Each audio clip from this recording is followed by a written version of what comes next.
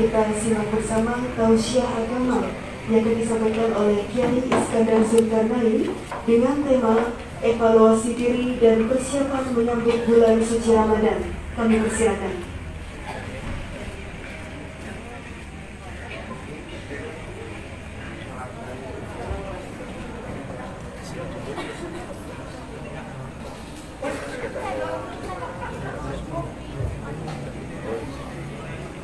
Assalamualaikum warahmatullahi wabarakatuh.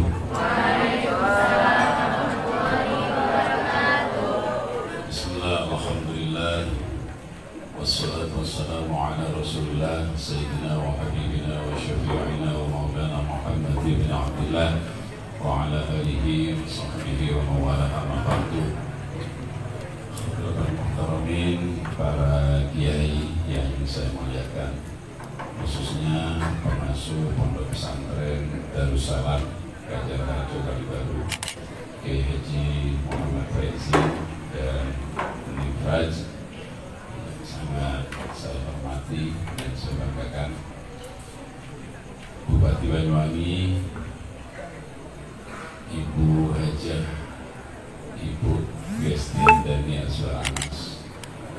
Tentu kita semua bangga kehadiran beliau di majelis ini. Semoga akan memberi semangat kepada santriwan santriwati untuk menjadi pemimpin di masa yang akan datang. Wakil Bupati Banyuwangi yang ikut ngaji secara virtual, Bapak Sekda, para pejabat Kabupaten Banyuwangi, para camat, lurah, hadirin dan hadirat yang sangat saya muliakan. Malam ini saya dibatasi oleh tema. Biasanya saya itu kalau ngaji 1,5 jam atau 2 jam. Ini maksimal katanya Gus Faizin antara 50 sampai 60 menit. Tadi saya ngaji di Mayang 1,5 jam. 3 hari yang lalu Ibu Bupati saya undang Blok Agung, Blok sana Darussalam, itu ngaji 1,5 jam. Ya semua santri itu keluar, yang kurang lebih 6.000 santriwan santriwati. Saya pengasuhnya, alhamdulillah semua ikut ngaji. Cuma bedanya saya ngaji pakai papan tulis. Di sini sebenarnya lebih bagus pakai papan tulis. Soalnya pahalanya itu beda dengan ngaji mendengarkan, dengan melihat ke papan lalu sambil yang diterangkan oleh kiai. Kata Rasulullah, julusuka sa'atan fi majlisil ilmi la tamassu qalaman wa la taktubu harfan khairul laka min aitaqi alfi raqabah.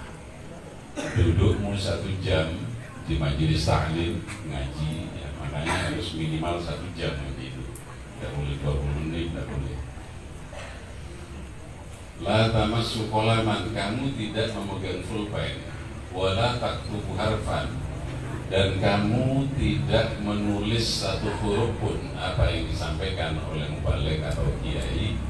Itu pahalanya khairul laka min aitaqi alfi raqabah, lebih baik daripada memerdekakan 1.000 budak.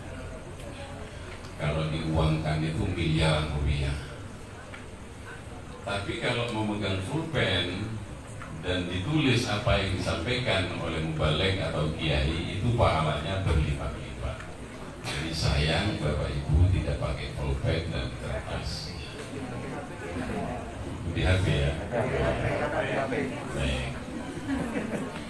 Tema pada malam hari ini sangat menarik. Jam berapa nanti selesai? Introspeksi dan hikmah Ramadan. Ada 5 ulama mujaddid, pembaharu. Ini wawasannya, jalan pikirannya dipakai dan dikagumi oleh dunia Islam. Yang pertama itu Al-Imam Abu Hamid Muhammad bin Muhammad Al-Ghazali, yang pertama. Yang kedua Al-Imam Al-Imam Muhammad bin Idris Asy-Syafi'i. Yang ketiga Al-Imam Umar bin Abdul Aziz. Yang keempat Al-Imam Abu Bakar Al-Baqilani. Yang kelima Abul Hasan Al-Asy'ari. Nah, yang keempat ini mengatakan begini.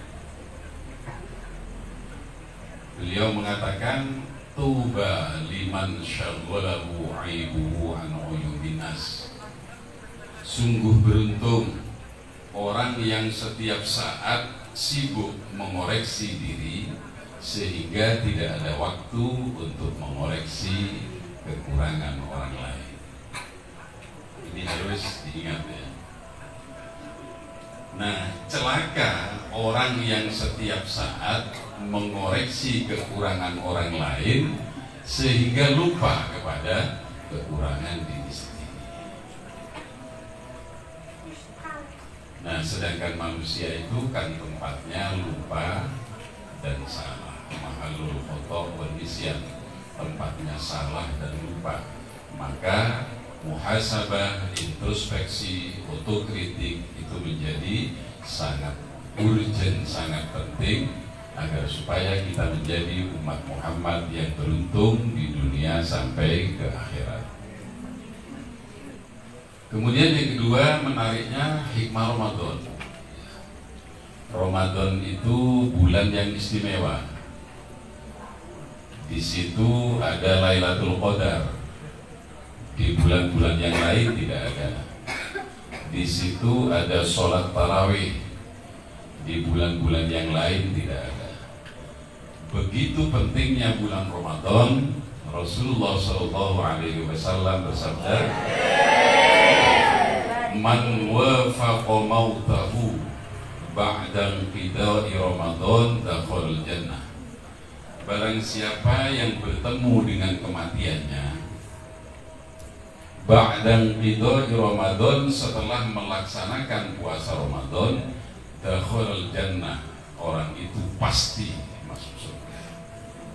Jadi yang menggaransi, yang menjamin itu Rasulullah, bukan saya. Saya cuma menyampaikan. Wa man wafaqa mautahu ba'da inqida'i Arafah dakhalal jannah. Barang siapa yang bertemu dengan kematiannya setelah melaksanakan wukuf di padang Arafah, maka orang itu pasti masuk surga. Jadi yang disebut itu tempatnya, tapi yang dimaksud adalah pekerjaannya. Jadi min dzikril mahal wa iradatil hal. Yang disebut itu tempatnya Arafah, tapi yang dimaksud adalah pelaksanaannya, yaitu wukuf.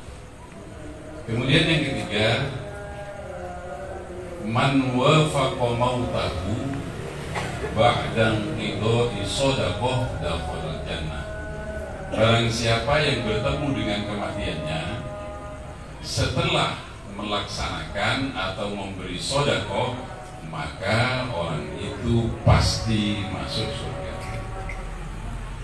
Jadi kualitas Ramadan itu sama dengan kualitas wukuf di padang Arafah.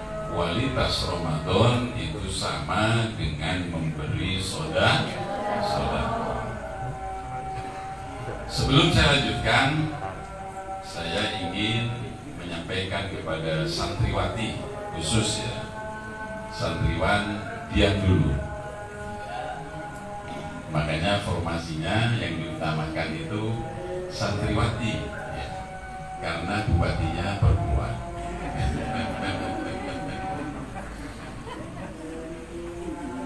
Jangankan di dunia, di surga itu pemimpin perempuan itu dibutuhkan. Dilihat di kitab Al-Jami' Shaghir karangan Maulana Syekh Jalaluddin Abdurrahman bin Abu Bakar As-Suyuti, dicari di kumpulan huruf sin. Di situ tidak ada bab, kumpulan huruf sin. Jadi semua hadis sin awalnya. Rasulullah bersabda begini, Sayyidatu nisa'i ahlil jannah arba'un. Di surga itu ada pemimpin perempuan. jumlahnya 4. Yang pertama Khadijah binta Khuwailid, Sayyidah Khadijah putri dari Khuwailid, istri Nabi besar Muhammad sallallahu alaihi wasallam. Kemudian yang kedua Fatimah binta Muhammad, Sayyidah Fatimah putri Nabi Muhammad sallallahu alaihi wasallam. Itu pemimpin perempuan. Yang ketiga Asiyah binta Muzahim. Asia ini, Sayyidah Asia ini istri Fir'aun, seorang penguasa yang kejam, tapi istrinya adalah mukminah yang solihah.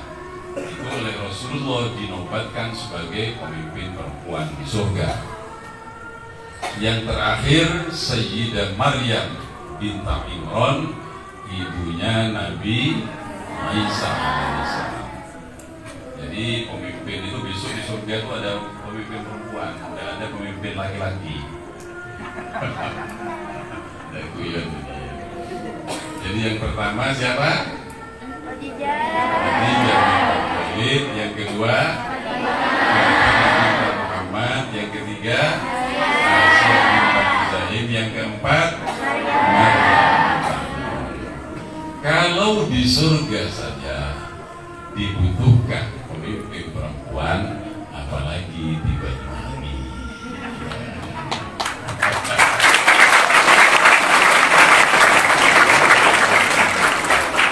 Nah ini calon-calon bupati, calon sekda.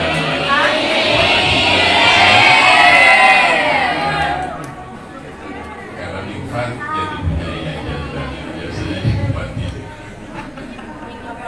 Gitu ya. Jadi santriwati harus semangat belajar, jadi orang yang cerdas, pandai, jenius. Insya Allah oleh masyarakat akan diberi tempat untuk memimpin Banyuwangi di masa yang akan datang. Kembali kepada judul atau tema pada malam ini. Jadi saya ulangi lagi, orang yang akan beruntung adalah orang yang setiap saat sibuk mengoreksi kekurangan diri sendiri sehingga tidak ada waktu mengoreksi kelemahan orang lain.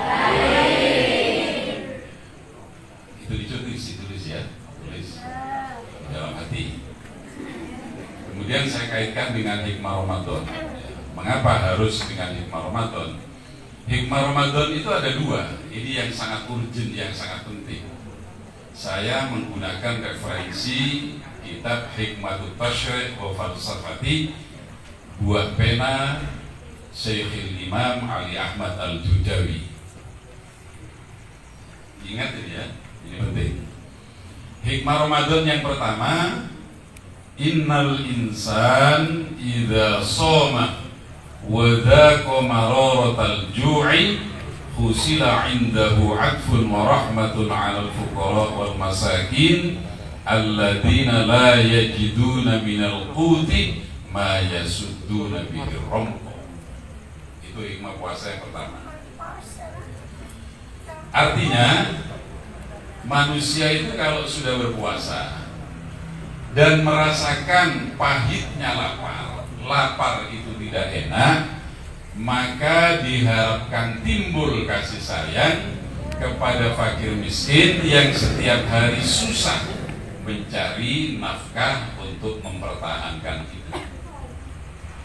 Anak-anakku, santriwan, santriwati, para pendengar dimanapun berada, kita di siang hari bulan Ramadan memang lapar, tapi persiapan untuk buka puasa itu melebihi bulan-bulan yang lain. Begitu Pak ya? Coba kalau sudah bulan puasa yang akan datang, jam 4 ibu-ibu itu sudah menata makanan dan minuman. Apa yang tidak ada? Sate gulai ada, rawon ada, ikan bakar gurami ada, semua ada di bulan Ramadan. Di luar bulan Ramadan tidak ada. Begitu sudah tiba waktunya untuk berbuka puasa, semua yang ada di meja itu disantap.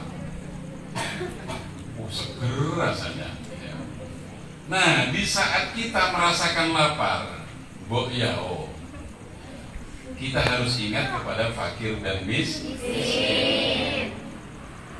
Fakir miskin itu merasakan lapar berbulan-bulan, bahkan bertahun-tahun, seperti yang kita rasakan di siang hari bulan Ramadan.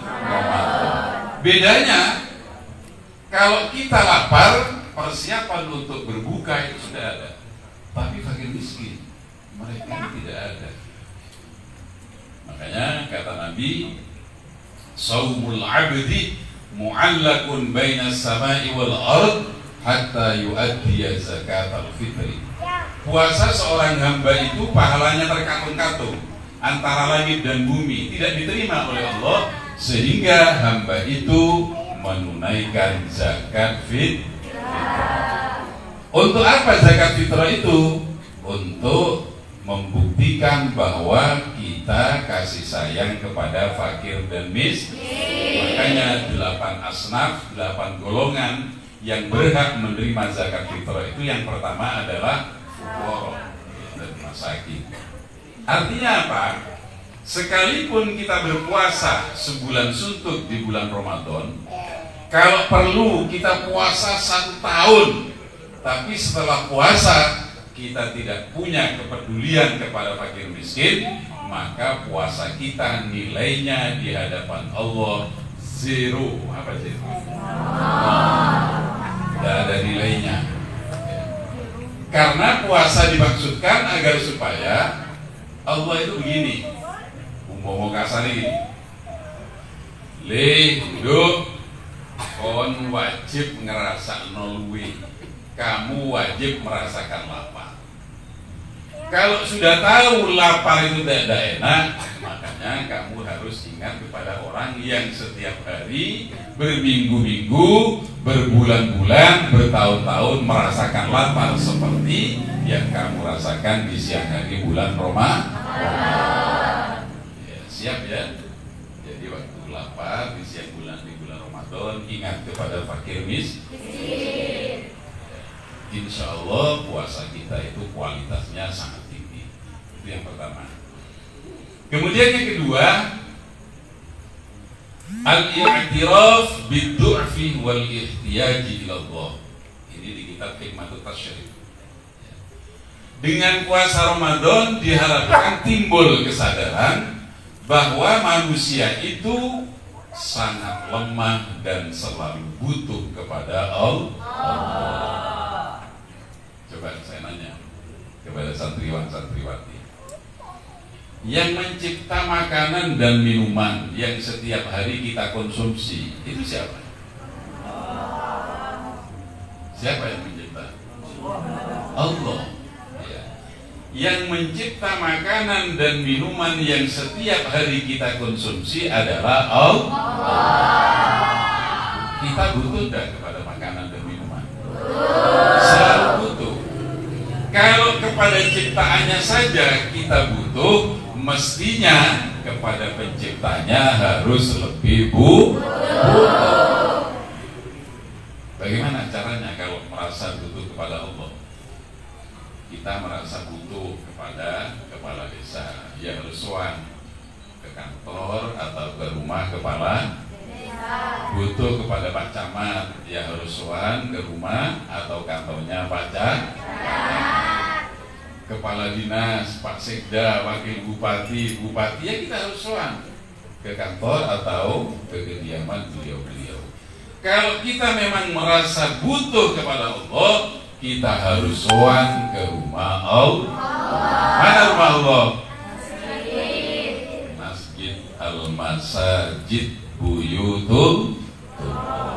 Jadi masjid-masjid yang ada di muka bumi ini semua adalah rumah Allah. Artinya Allah itu menyediakan rahmat bagi orang yang mau datang ke masjid. Ya. Bukan Allah bertempat di sana ya, dengan salah pahami. Jadi Allah menyediakan rahmat bagi mereka yang datang ke masjid yang merasa butuh menghadap Allah. Dan masjid itu satu-satunya bangunan yang bisa memberi syafaat, yang bisa memberi pembelaan. Dalam kitab Tanbihul Ghafilin karangan Maulana Syekh Abdul Lais Nasr bin Muhammad bin Ibrahim As-Samarqandi, pada bab hurmatul masajid itu dikatakan begini: yukta bil masajid yaumal qiyamah ilal mauqif ka'amsalis sufun mukallilatin bid-durri wal yaquti fatashfa'u li ahliha. Jadi besok di hari kiamat masjid itu didatangkan oleh Allah ke padang mahsyar, tempat berkumpulnya manusia. Nah, masjid itu sudah berubah bentuknya, berubah seperti kapal laut. Ka'amsalis sufun, seperti kapal laut. Ini Masjid Jami As-Sa'adah besok bentuknya tidak seperti ini. Bentuknya sudah berubah menjadi kapal laut.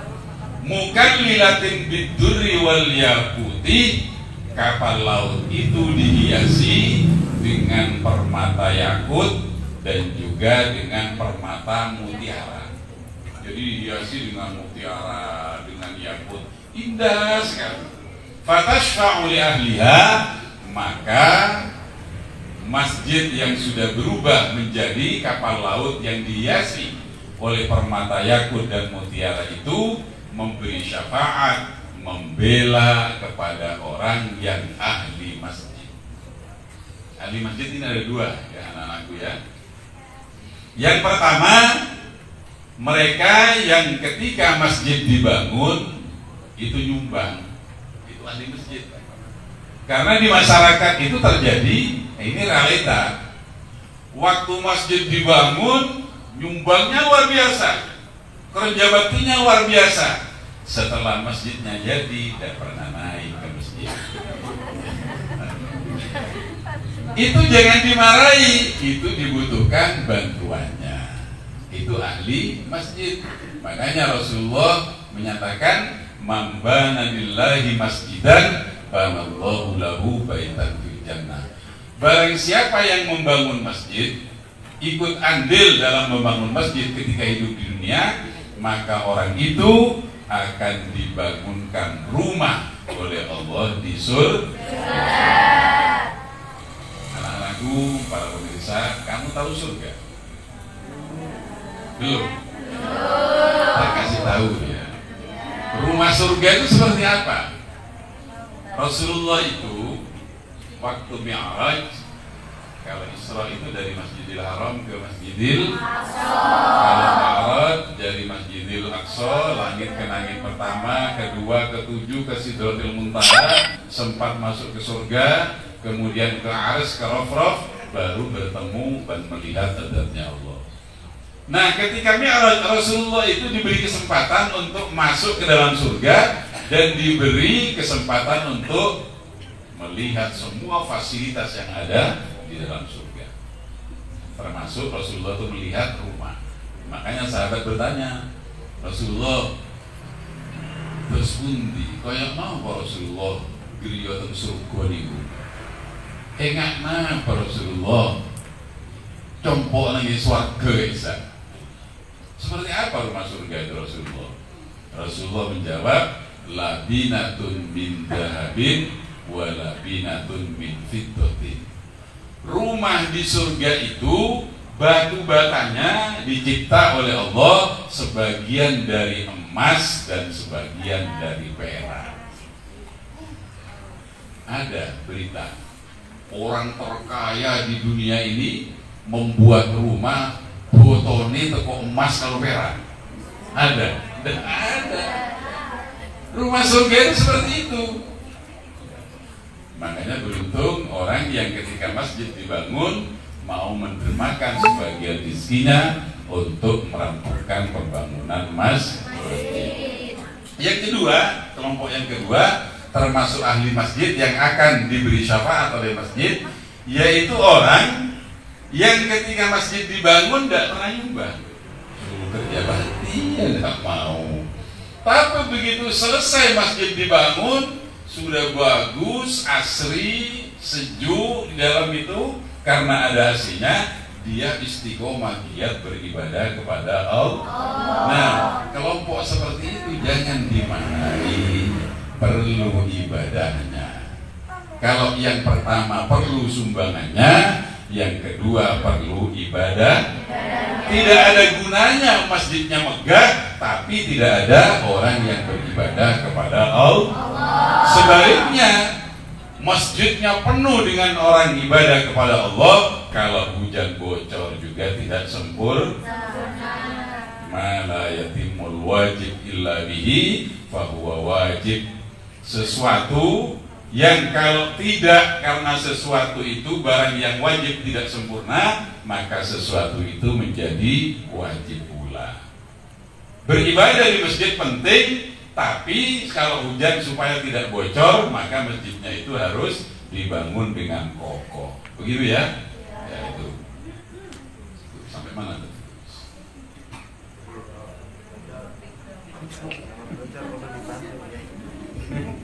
Kalau bocor dia perlu dibantu. Kayaknya tidak ada yang bocor gitu ya. Cuma kurang cantik aja. Dipoles saja sudah. Kemudian yang keberapa ini tadi ya? Ketiga. Yang pertama itu apa tadi? Ya.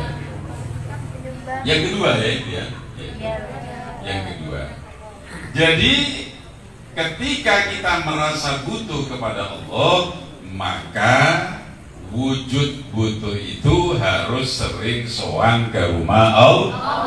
Itulah makanya dalam Al-Quran Allah berfirman, Ya ayyuhan nas antumul fuqara'u ilallah.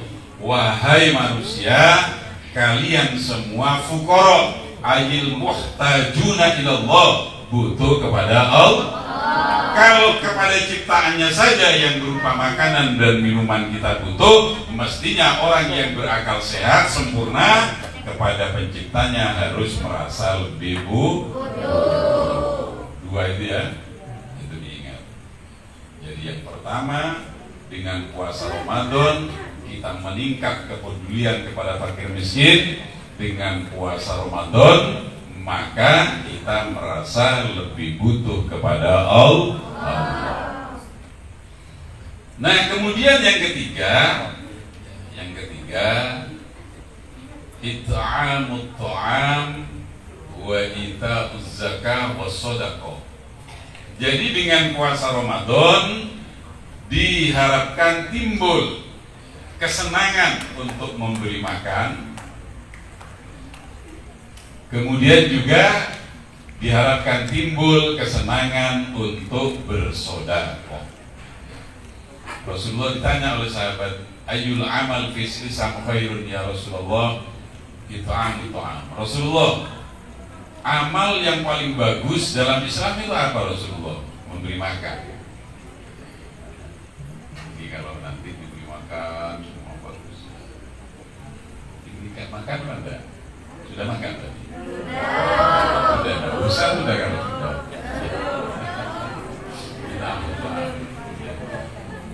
Kemudian ita'uz shadaqah, ita'uz zakah wa shadaqah, memberi zakat dan shadaqah. Ini tentang shadaqah ada cerita menarik ya. Anak-anakku santriwan-santriwati tak ceritanya mau enggak? Ada cerita menarik begini. Di dalam kitab Mukhtasar Tadhkiratul Qurtubi karangan Maulana Syekh Abdul Wahab Asy'arani, kitab ini sangat banyak menulis dawuhnya Imam Qurtubi. Nama lengkapnya itu Abu Abdillah Muhammad bin Ahmad bin Abu Bakar Al-Ansari Al-Khazrazi Al-Andalusi Al-Qurtubi. Mengatakan begini, ini di bab Busyrul Mukmin, kesenangan orang mukmin di dalam kubur. Ceritanya begini, ada orang meninggal, baru meninggal, mayit anyar, setelah dimandikan, dikafani, disolatkan, dimasukkan ke dalam keranda, lalu dipikul oleh 4 orang, dibawa ke kuburan, dimasukkan ke liang lahat, ditutup dengan tanah. Orang yang takziah sudah pada pulang ke rumah masing-masing. Nah, begitu semua yang mengantar jenazah sudah pulang sampai ke rumah masing-masing, ada 2 malaikat yang datang. Kira-kira malaikat itu namanya siapa? Mungkar Nakir. Ya. Mungkar Nakir itu pasti datang kalau kita sudah masuk ke kuburan dan kita sudah menjadi calon masuk ke kuburan, semua pasti masuk. Mungkar Nakir itu pasti datang. Karena hadis itu hadis riwayat Imam Bukhari, bisa dilihat di Sahih Bukhari. Imam Bukhari itu nama lengkapnya Abu Abdullah Muhammad bin Ismail bin Ibrahim Ibnul Mughirah bin Bardazabah Al-Bukhari Al-Ja'fi, nama lengkapnya.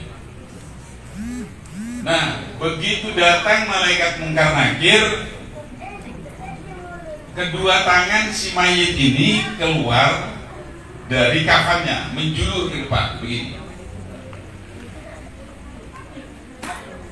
Lalu tangan ini mengatakan begini kepada malaikat Mungkar Nakir. Mungkar Nakir, saya minta khusus mayit ini jangan ditanya apa-apa dan jangan disiksa. La yus'alu wa la yu'adzabu, jangan ditanya apapun apalagi disiksa. Saya minta tolong. Katanya setangan itu. Lalu Mungkar Nakir ngomong begini, "Lima loh, kenapa? Itu kan tugas saya." "Oh iya, saya tahu itu tugas kamu. Tapi khusus untuk mayit ini yang baru datang, jangan ditanya apa-apa, apalagi disiksa." Kenapa? Jawabnya tangan itu, "Kam min shadaqatin kharajat min hatainil yadaini."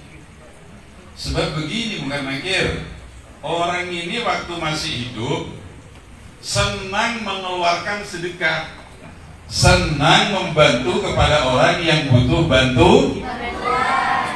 Yang memberikan sedekahnya itu saya, sing ngelumnon itu kulo. Ini katanya si tangan itu. Makanya dalam surah Yasin ayat 65, "Al-yauma nakhtimu ala afwahihim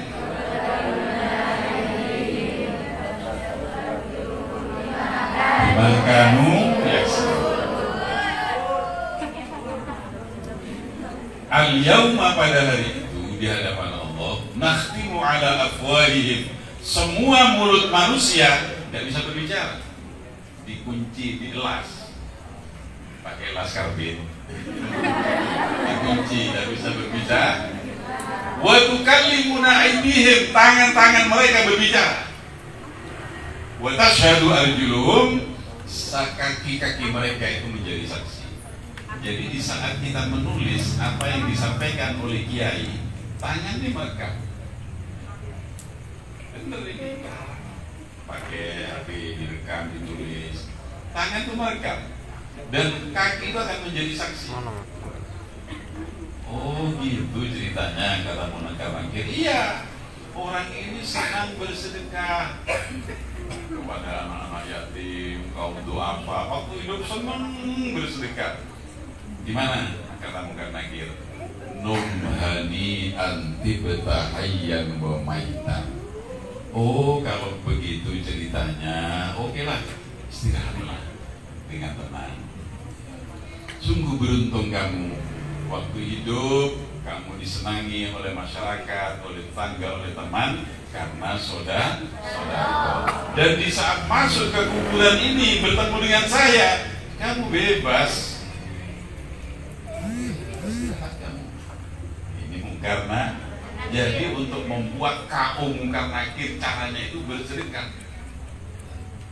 Ada cara lain, tidak bisa ditanya oleh Mungkar Nakir itu. Kalau kita besok mati malam Jumat atau hari Jumat, hadis ini riwayat Imam Muslim. Di Sahih Muslim itu ada Muslim bin Hajjaj An-Naisaburi. Rasulullah mengatakan, ma min muslimin yamutu yaumal jum'ah aw lailatal jum'ah illa waqadullah fitnatal qabri. Tidak satupun dari orang Islam yang mati hari Jumat atau malam Jumat kecuali orang itu dijaga, diselamatkan dari fitnah kubur. Apa fitnah kubur itu? Su'al mungkarin wa nakir, pertanyaan mungkar dan nakir. Mudah-mudahan kita mati hari Jumat atau malam Jumat, tapi bukan hari Jumat yang akan datang. 20 tahun lagi untuk saya, mungkin untuk bupati 30 tahun lagi, yang lebih muda lebih lama lagi ya. Jangan Jumat yang akan datang. Saya masih ingin bersedekah dengan cucu ya, dan neneknya cucu.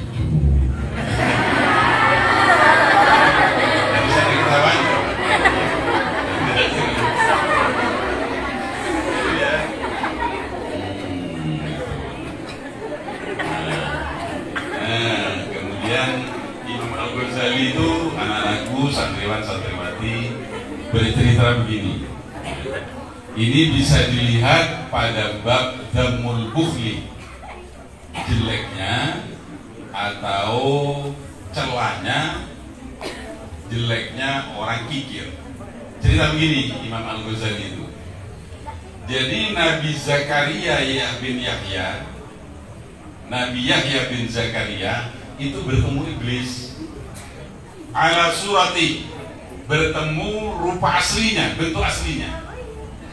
Lalu Nabi Yahya itu bertanya begini, ya iblis, akhbirni min ahabbin nas ilaik wa abghadin nas ilaik. Kata Nabi siapa? Nabi sudah ngantuk? Ya, belum ya. Nabi Yahya nanya ke iblis, iblis,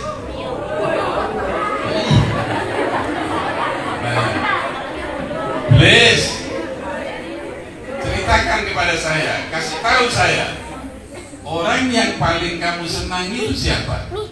Dan orang yang paling kamu benci itu siapa? Ini pertanyaan Nabi Yahya bin Zakaria kepada iblis. Iblis itu menjawab begini, ahabbun nas ilayya al-mu'minul bakhil. Manusia yang paling aku senangi adalah orang mukmin tapi kikir. Lalu Nabi Yahya itu nanya gitu, kok iso?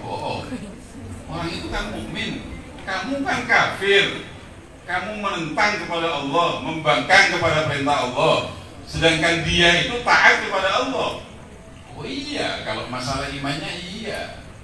Tapi qad kafani bukhlu, sifat pikirnya itu bodoh aku. Jadi Abul Bukhala, bapak moyangnya orang pikir itu adalah iblis. Kalau bapaknya orang yang dermawan adalah Nabi Muhammad sallallahu alaihi wasallam. Dan setelah iblis menjawab begitu, lalu gini, Yahya, andai tidak karena kamu bertanya, saya tidak kasih kamu kan. Ini penting ini, katanya iblis. No, iblis itu awalnya ahli ibadah. Dalam kitab tafsir Maroh Labid, tafsir Al-Munir yang lebih masyhur, itu karangan Abdul Mu'ti Muhammad Nawawi bin Umar bin Arabi Al-Jami Al-Bantani, dikatakan inna iblis kana musliman wa kana abadallah samanina alfi'an wa sara minal kafirin bi abaihi an amrillah. Ini katanya Syekh Nawawi Al-Bantani.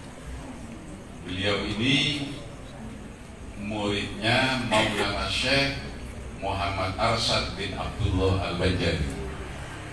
Datuk kula nih berarti. Bener ya. Syekh Muhammad Arsyad itu datuk saya bukan buat-buat. Silsilahnya di rumah ada. Itu punya santri antara lain Syekh Nawawi Al-Bantani. Syekh Nawawi Al-Bantani itu punya santri antara lain Syekh Penangkori Bangkalan. Syekh Penangkori Bangkalan itu punya santri antara lain Hadratus Syekh As'ad, Syafaat Abdul Ghafur, itu santrinya Bang Khalil Bangkalan. Nah, di kitab itu disebutkan begini, inna iblis kana musliman. Iblis itu awalnya muslim.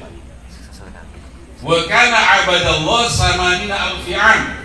Iblis itu pernah beribadah kepada Allah lamanya 80.000 tahun. Tidak pernah maksiat sedikit pun iblis itu.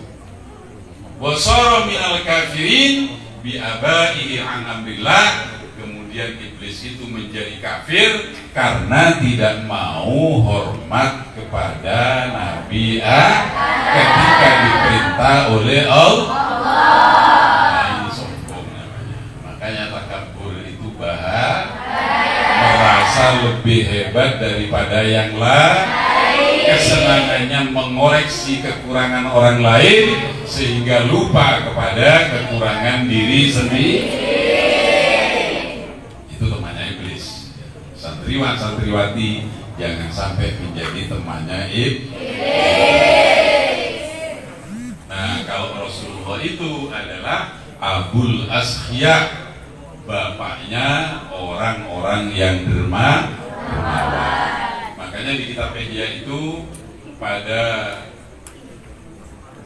Bayanul Isar wa Fadlihi juz 3, Imam Al-Ghazali itu mengatakan, wa kana sallallahu alaihi wasallam ajwadun nas hatta sammahu Allahu adiman biqaulihi wa innaka la'ala khuluqin adzim. Jadi Rasulullah itu adalah paling dermawannya manusia, sehingga diberi nama, diberi gelar oleh Allah adzim, wa innaka la'ala khuluqin adzim. Karena apa? Karena Rasulullah itu paling dermawan. Dan Rasulullah itu seorang suami yang paling open kepada istrinya. Jadi kalau adik-adik, anak-anakku ingin tahu siapa suami yang paling open kepada istri, adalah Rasulullah. Jadi istrinya dibelai oleh Rasulullah, terutama Sayyidah Aisyah si Umairah itu yang merah muda itu dibelai. Sayyidah Khadijah senang dibelai oleh Rasulullah. Kenapa? Karena jasad Rasulullah itu harum semerbak. Wa yujadu minhu ahsanu tibin wa in lam yakun qatayyaba. Rasulullah itu jasadnya harum semerbak walaupun tidak pakai parfum. Makanya belanjanya terlalu sedikit, istri Rasulullah itu sabar. Kenapa? Karena Rasulullah itu jasadnya harum. Jadi kalau dirangkul oleh Rasul dikeloni, istrinya itu masuk ke sarung. Semakin masuk ke sarung semakin harum. Sungguhan itu. Tapi kalau ke sarung ini jangan coba-coba ya.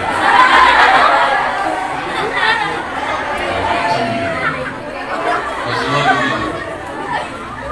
Makanya Rasulullah itu wa idza marra bi tariqin uriba min tibihi annahu qad marra fi. Jadi umpama sahabat duduk di sini ya, Rasulullah jalan di jalan sana di timur, itu bau harumnya kedengaran. Ini Rasulullah tahu. Kok tahu? Dia bau harumnya. Iya, benar. Ini Rasulullah. Jadi jarak beberapa meter bau harum Rasulullah itu sudah kedengaran oleh hidung sahabat, sampai ke hidung sahabat walaupun beliau tidak pakai parfum. Wa idza tahaddasa fa ka'annal miska yakhruju min fi. Rasulullah itu kalau bercakap-cakap, tahaddasa itu berbicara tapi jaraknya dengan lawan itu sangat dekat. Itu tahaddasa. Kalau takallama itu jauh. Jadi Rasulullah itu kalau berbicara dengan jarak yang sangat dekat dengan sahabat itu, ketika Rasulullah berbicara, yang keluar itu bau harumnya itu lebih harum daripada minyak misik. Itu Rasulullah.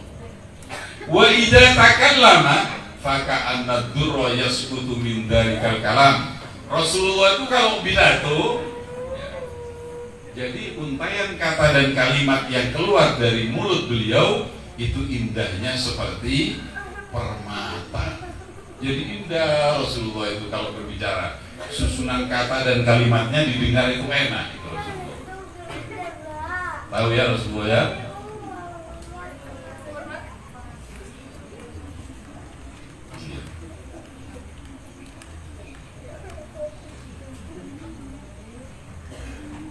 Jadi begitu Rasulullah. Makanya mari kita, karena ini tinggal berapa hari di puasanya? 6 ya. 6 hari kita sambut dengan rasa gembira. Man fariha bidukhuli Ramadan harramallahu jasadahu 'alan niran. Barang siapa yang merasa bahagia karena datangnya bulan Ramadan, maka jasadnya diharamkan oleh Allah disentuh api neraka. Mudah-mudahan pengajian malam ini sudah berapa menit? 15 menit lagi. Berapa? Masih 15 menit. Enggak, bohong kan? Ya. 10 menit lagi. 5 menit yang enggak apa-apa. Oh gitu ya.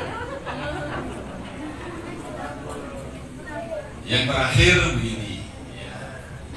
Saya mohon kepada santriwan-santriwati, kepada hadirin dan hadirat, baik yang langsung di Pondok Pesantren Darussalam Kalibaru atau yang mengikuti secara virtual, mari apa yang sudah dicapai oleh pemimpin sebelum pemimpin yang sekarang itu harus disyukuri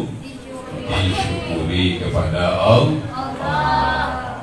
Karena begini, Rasulullah itu pernah ditanya oleh sahabat, Rasulullah, ada orang laki-laki Rasulullah, dia berbuat baik, prestasinya itu bagus, lalu dipuji, diberi penghargaan oleh manusia yang lain.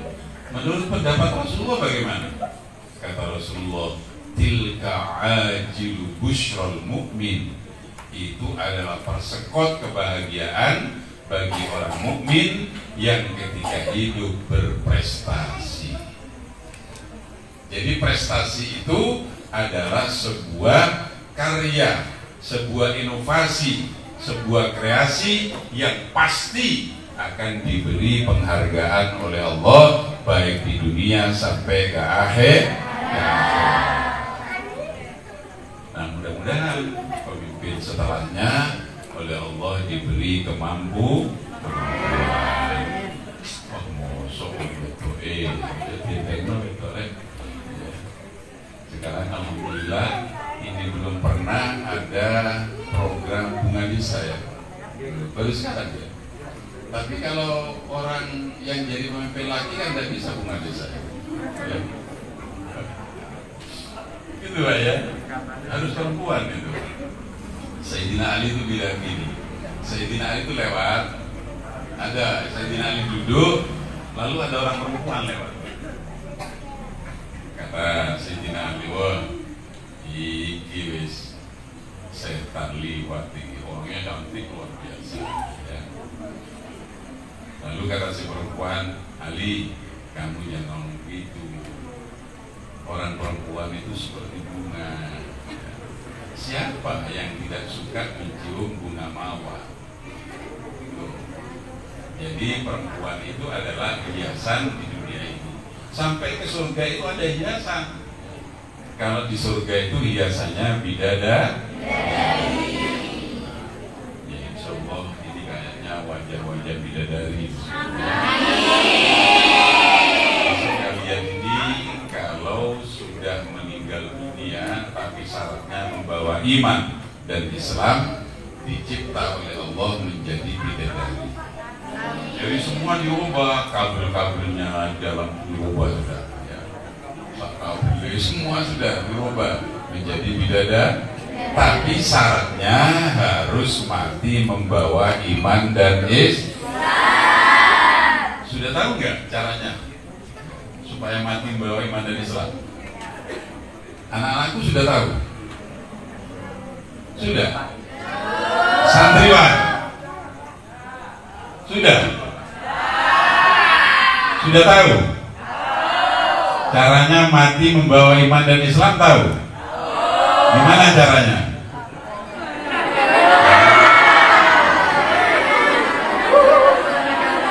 Tak kasih tahu caranya ya? Ini mudah sekali. Sebenarnya sudah hafal semua, sudah tahu semua. Cuma oleh mubalik jarang diterangkan. Di dalam kitab Hasyiah Al-Bajuri pada bab syaraitu wujubil Jum'ah karangan kitab Imam Ibrahim Al-Bajuri, di situ disebutkan begini: man wadhabah ala qiraati hadainil baitaini fi kulli jum'atin tawaffahullah 'alal Islam min ghairi syakkin.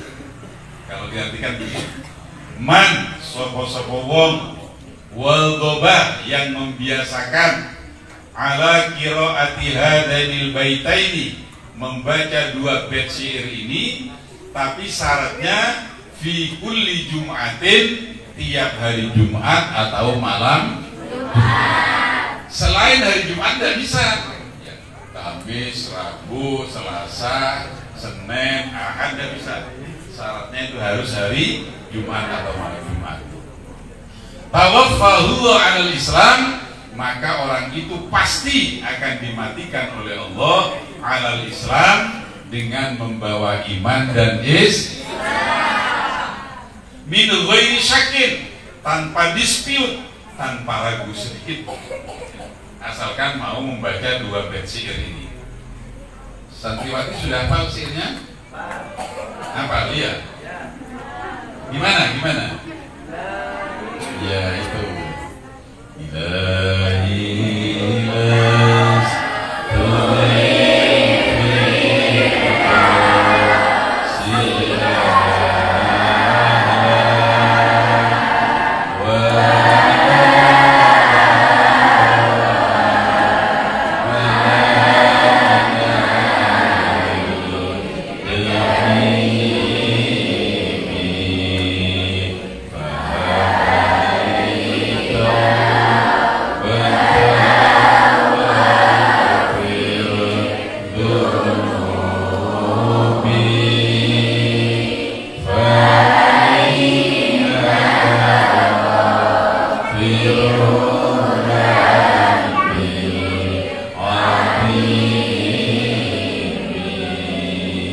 Dibaca boleh di masjid, boleh di musola, boleh di kantor, boleh di pasar, boleh di sawah, boleh di ladang, dimanapun, yang penting hari Jumat atau malam Jumat, maka akan dimatikan membawa iman dan Islam.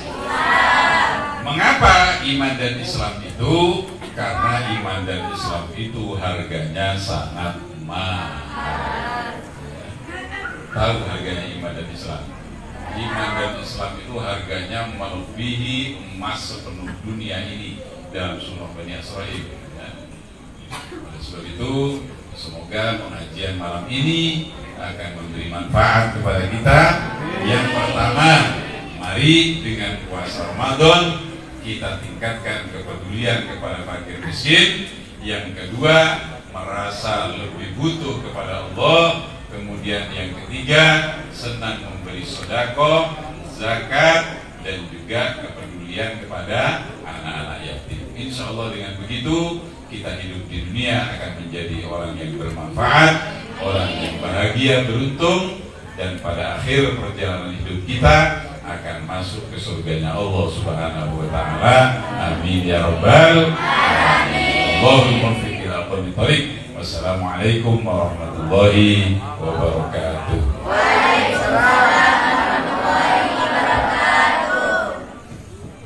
Mohon Kiai Iskandar Zulkarnain untuk sekaligus memimpin doa penutup pada acara malam hari ini. Kami persilakan. Mari sebelum kita berdoa kehadirat Allah Subhanahu wa Ta'ala, kita membaca Fatihah 3 kali ya. Yang pertama, barokahnya kita hadiahkan kepada Rasulullah sallallahu alaihi wasallam wa sallallahu alaihi wa ahli baiti, dan kepada semua para malaikat, para nabi, para rasul. Semoga beliau-beliau itu memberi berkah kepada kita. Ala hadiniya al-Fatihah. Alhamdulillahirabbil alamin. Iyyaka na'budu wa iyyaka nasta'in. Ihdinas siratal ladzina an'amta 'alaihim. Fatihah yang kedua, mudah-mudahan Bunda Ibu diberi kekuatan oleh Allah untuk Banyuwangi sehingga Banyuwangi lebih baik dari tahun-tahun sebelumnya. Al-Fatihah. Alhamdulillah.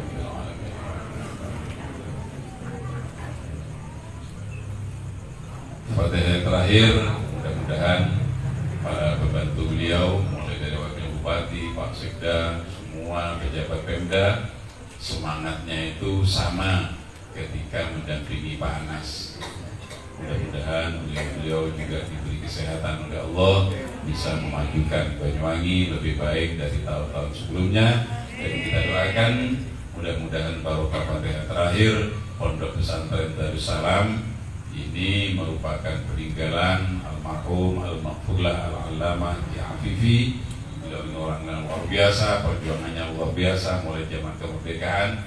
Mudah-mudahan pondok ini semakin lama semakin barokah. Pondok yang banyak santrinya melahirkan santri yang barokah, yang berilmu, beretika. Amin ya rabbal alamin. Ala hadhihi al-Fatihah. Alhamdulillah. Ya kan Abdul yang sahih Bismillahirrahmanirrahim. Alhamdulillahirabbil alamin. Allahumma shalli wa sallim wa barik ala sayyidina Muhammad wa ala alihi wa sahbihi ajma'in. Allahumma shalli ala sayyidina Muhammadin salatan tunjina biha min jami'il ahwali wal afat wa taqdi lana biha jami'al hajat wa tuqahhiruna biha min jami'is sayyi'at wa tarfa'una biha 'indaka 'ala darajat wa tuqarribuna bi aqsal ghayat اللهم اغفر لنا ولآبائنا وأمهاتنا ومشايخنا وأولادنا وذريتنا أجمعين وادخلنا وإياهم جنة ونجنا وإياهم النار يا رب العالمين. يا مسبب الأسباب، يا فاتح الأبواب، يا سامع الأصوات، يا مجيب الدعوات ويا قاضي الحاجات، اكفنا بحلالك عن حرامك واغننا بفضلك عمن سواك. اللهم يسر لنا ويسر أهلنا وأولادنا وذريتنا زيارة بيتك الحرام بمكة وزيارة قبر نبيك محمد صلى الله عليه وسلم بالمدينة. ربنا هب لنا من أزواجنا وذرياتنا قرة أعين واجعلنا للمتقين إماما. ربنا آتنا في الدنيا حسنة وفي الآخرة حسنة وقنا عذاب النار. يا رب بالمصطفى بلغ مقاصدنا واغفر لنا ما مضى يا واسع الكرم. سبحان ربك رب العزة عما يصفون وسلام على المرسلين والحمد لله رب العالمين. الفاتحة.